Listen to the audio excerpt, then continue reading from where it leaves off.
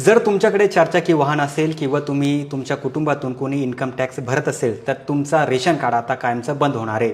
कारण 1 एप्रिल 2026 पासून रेशन कार्डचे नवीन नियम लागू होणार आहे.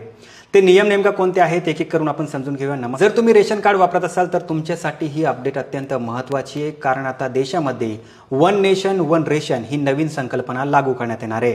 नवीन नियमानुसार रेशन कार्डची पात्रता आणि निकष अजूनच कडक करण्यात येणार आहे. त्याद्वारे फक्त निकषात बसणाऱ्या रेशन कार्ड धारकांनाच मोफत धान्य मिळणार आहे.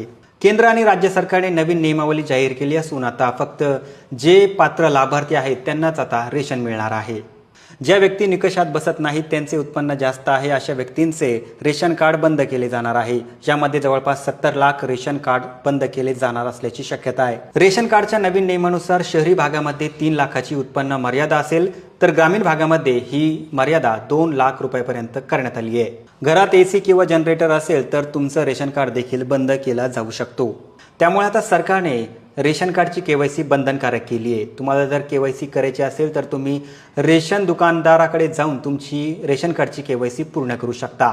तुम्हाला ही माहिती कशी वाटली आम्हाला नक्की कळवा आणि जास्तीत जास्त लोकांपर्यंत हा व्हिडिओ नक्की शेअर करा.